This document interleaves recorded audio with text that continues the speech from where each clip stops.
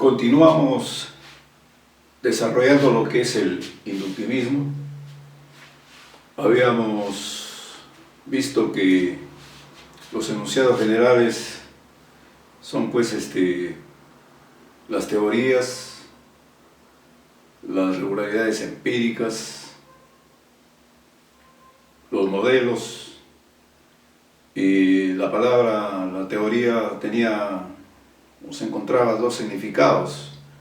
Cuando se refiere a una teoría como la teoría de la mecánica cuántica, es cuando es ampliamente aceptado.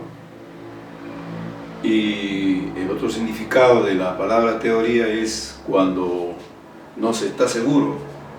Es mi teoría, es mi hipótesis, es solo una teoría. O sea, no se está seguro de la veracidad.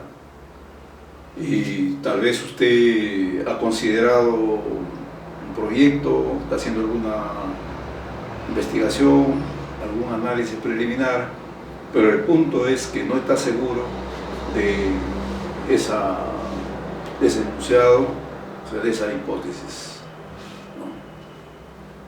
Tenemos, por ejemplo, para el caso de estudiantes de horticultura, dice,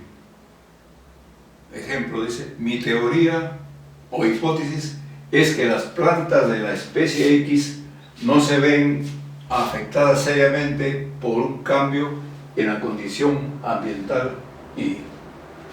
Esto es factible, pues a las especies, plantas también, a través de la evolución, han sufrido cambios. Los cambios climáticos suceden y especies desaparecen. Entonces es factible plantearse, ¿no?, que la especie de planta, ver si se modifica cambiando de ambiente o no, cambio de clima. Entonces, en este caso, en esta hipótesis, pues se tiene que diseñar, se tiene que establecer un test, un experimento para verificar su veracidad. Puede ser tomar, digamos, unas 400 plantas, dividirlas en grupos y luego sistemáticamente hacer cambio de ambiente, sea artificialmente o tal vez físicamente, ¿no? Artificialmente, cuando pues se simula el calor del frío, o se cambia físicamente a otro lugar para ver los resultados. Entonces, esa es la manera de tratar con la hipótesis. Se tiene que ver si se verifica su verdad, ¿no? En ese proceso aparecen argumentos a favor de su hipótesis o argumentos en contra de su hipótesis. Es ver el contenido de la verdad, más verdad o menos verdad, en fin, ese es lo que es el significado de cuando dice mi teoría o hipótesis. Bien, entonces esto era un ejemplo que faltaba aclarar respecto a lo que es la palabra teoría, cómo se usa la palabra teoría. Bien, ahora continuamos con los enunciados particulares y enunciados generales. ¿Por qué razón hacemos esa diferencia entre enunciados particulares y enunciados generales? Porque los enunciados generales, es decir, las leyes científicas, las teorías científicas, se verifica su verdad de una manera diferente a lo que son los enunciados particulares. No involucra un solo caso, sino involucra muchos casos, y por lo tanto ese algo problemático para llegar a esa, del enunciado particular al enunciado general. Aquí tenemos unos ejemplos de particulares y generales. Ahora tenemos esta cubeta de agua hierve a 100 grados centígrados, se refiere a un caso particular, ¿no? Y luego una generalización, dice el agua hierve a 100 grados centígrados. O sea, no solamente esa cubeta, sino todo lugar, en todas cubetas de agua, y el agua en realidad hierve a 100 grados centígrados, evidentemente bajo la condición a nivel del mar, ¿no? Tenemos este cine es blanco, aquí tenemos una generalización, todos los cines son blancos, y ahí involucra otro número mayor de cines. Tenemos aquí un ejemplo de la palanca. En este ejemplo vamos a considerar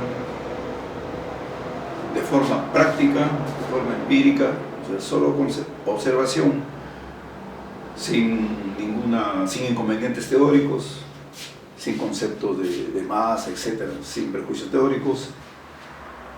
Tenemos dos cuerpos, es fácil, se observa dos cuerpos, pueden ser de diferente forma, pero si al colocarse en una palanca, o sea, balanza, una palanca de brazos iguales, y si mantiene el equilibrio, ¿no? Si mantiene el equilibrio, entonces se tiene este enunciado general: los mismos cuerpos, C1, C2, mantendrán todas las palancas en equilibrio sin depender del tiempo, longitud, material, color, etcétera, de la palanca, o sea, la balanza, de la palanca de brazos iguales. O sea, si observamos un hecho empírico de que estos dos cuerpos mantienen equilibrio a esta balanza, pues si aumentamos de longitud la balanza y con los brazos siempre iguales, se va a mantener el equilibrio. Si lo cambiamos de lugar, ciertamente en algo plano, ¿no?, se mantendrá en equilibrio. Si regresamos después de varios días, vemos que todavía se mantiene el equilibrio, y así en el tiempo. Cambiamos de material de la palanca, igualmente se mantiene el equilibrio. Entonces tenemos pues aquí una generalización, ¿no?, de que los mismos cuerpos C1 y C2 mantendrán todas las palancas de brazos iguales en equilibrio sin depender de esta variación de condiciones. Aquí tenemos otro ejemplo. Puse 25 ranas en el refrigerador por una semana y todas murieron. Aquí tenemos la generalización: todas las ranas mueren al ponerlas en el refrigerador durante una semana. Bien, aparentemente les decía que aparentemente aquí no hay problema, ¿no? Pero veamos, demos un segundo vistazo. En el primer caso, el agua hierve a 100 grados centígrados, es un conocimiento, llamémoslo declarativo, ¿no?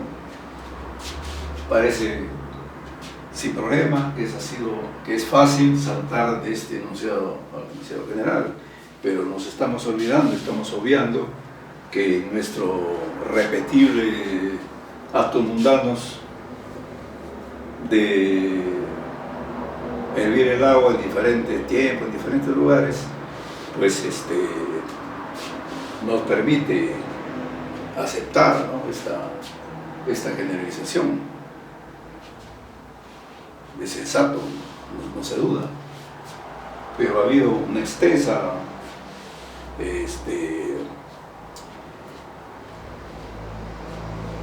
verificación a través de mucho tiempo. En este caso, este cisne es blanco. Aquí había un dilema de los ornitólogos del siglo XVII, pues en un país existía un número finito de cisnes blancos, Y bueno, la comunicación no era instantánea en esa época por los viajes. Entonces, la conclusión de que todos los cisnes son blancos parecía obvio, ¿no? Pero en otro continente, en Australia, existían los cisnes negros, grises, y esta generación resultó equivocada, ¿no? Igualmente, en este caso, puse 25 ranas en el refrigerador por una semana y todas murieron. Pues en este enunciado particular se tomó un número limitado de observaciones, 25 ranas, y se sacó una conclusión de ello. Todas las ranas mueren al ponerlas en el refrigerador durante una semana. Después de todo, pudieron haber ranas que resisten a la refrigeración y sobrevivan, como en realidad las hay. Entonces no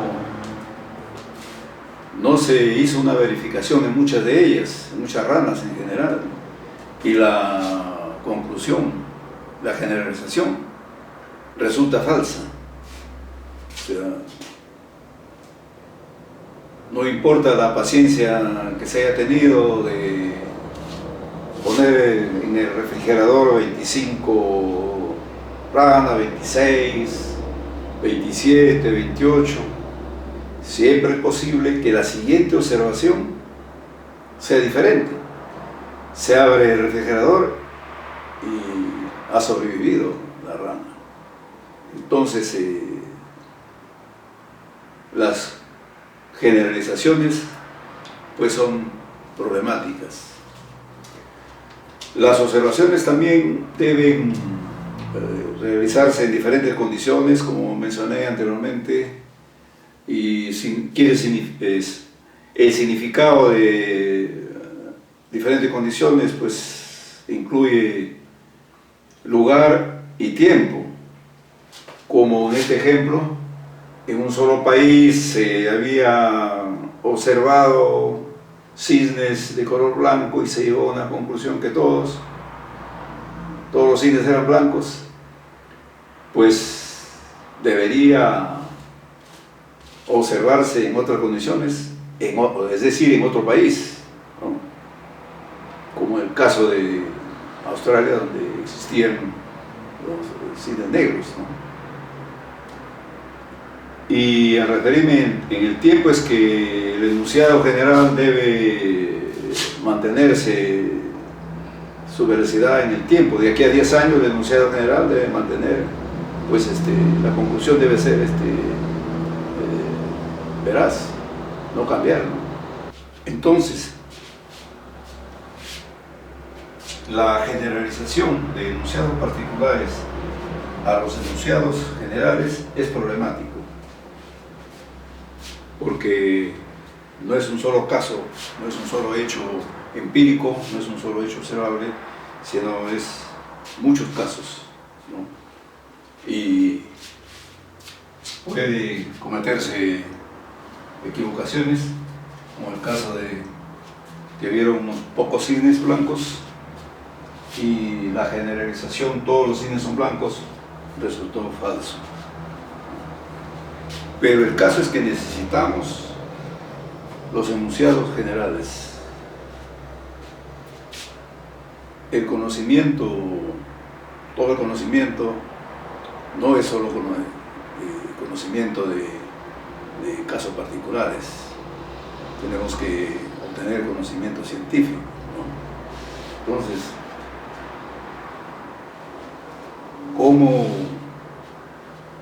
¿cómo podemos encontrar cuán sólido es un enunciado general? Porque necesitamos a los enunciados generales. Cuán sólido es un enunciado general, cómo encontrar su fortaleza, para ver si creemos o no creemos en ellos, ¿no? ¿Cómo podemos generalizar correctamente de lo particular a lo general? Eso es el problema de la inducción. Inducción, pues el proceso de partir de lo simple a lo general. Hay un problema para generalizar correctamente, repito, se llama el problema de la inducción, ¿no? Y la manera de asegurarnos que sea correcto este proceso de particular a general requiere de 2 pasos. Tomar con cuidado 2 pasos. Estos 2 pasos, para justificar que estamos en el camino correcto, estos 2 pasos hay que tomarlos muy cuidadosamente. Estos 2 pasos se utilizan en las ciencias naturales. Los científicos creen en este procedimiento y es plausible. Podemos, en la ingeniería eléctrica, la ley de Kirchhoff,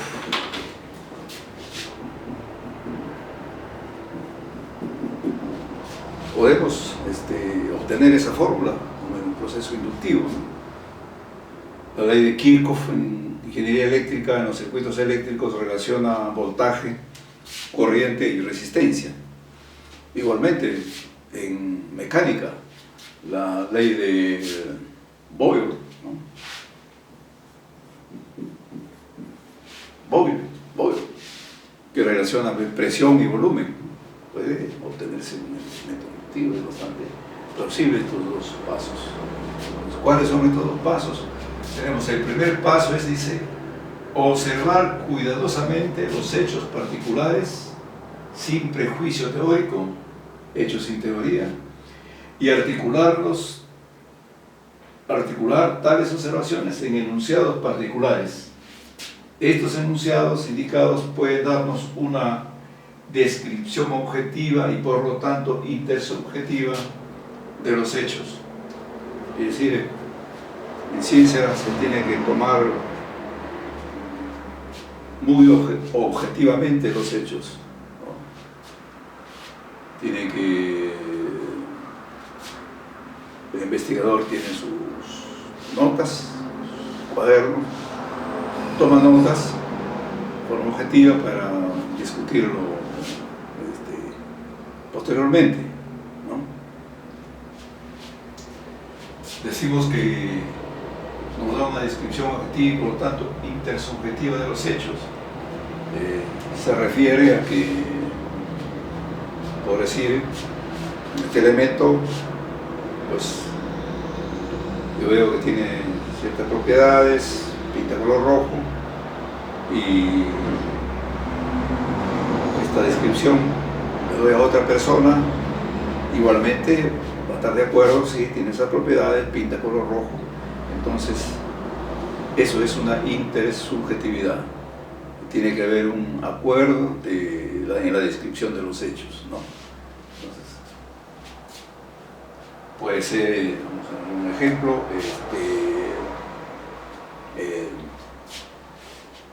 en horticultura, si quieren mejorar el color del pétalo de una planta para que se vea más atractivo y pueda venderse, ¿no?, a los compradores de plantas ornamentales, pues tienen un proyecto, tienen que tomar sus muestras, el investigador, y tomar nota de las muestras, describir la planta, los pétalos, ¿no? Y cuando a través de todo su proyecto tiene que llevar un registro objetivo para luego discutir y llegar a una conclusión de su proyecto. Entonces, ahora también hay un segundo paso. De los enunciados particulares, producto de observaciones generalice a hipótesis generales, o sea, enunciados generales, leyes o teorías o modelos. Eso se llama la generalización inductiva. Este segundo paso tiene que darse con mucho cuidado y respetando ciertas reglas, o sea, respetando tres condiciones para poder dar este segundo paso y justificar la inducción, saber que estamos en el camino correcto para verificar el enunciado general, estar bien seguros de que contamos con una teoría, una ley, un modelo, ¿no?, que va a explicar los fenómenos, porque no solamente estamos interesados en un espécimen de planta, sino en el conocimiento general de toda la especie, de toda esa especie de esa planta, ¿no? Para estar seguros tenemos que seguir todos los pasos, y además al dar este segundo paso se tiene que considerar, respetar tres condiciones que vamos a escribirlo.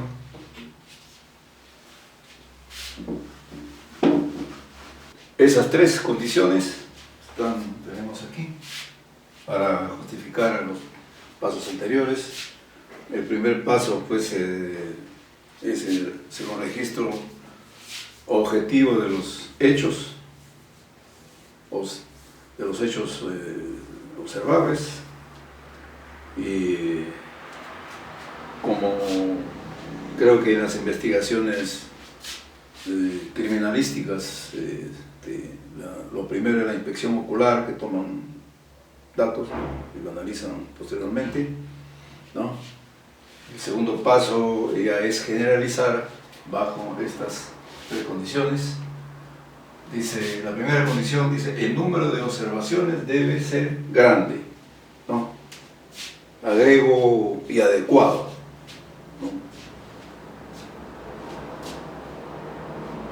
Por ejemplo, en el caso del estudiante, para su hipótesis de que cierta especie de planta no modificaba su comportamiento, sus propiedades cuando se cambiaba de ambiente, entonces había una guía que debía tomar como 400, ya era estándar eso, 400 plantas como su muestra, ¿no?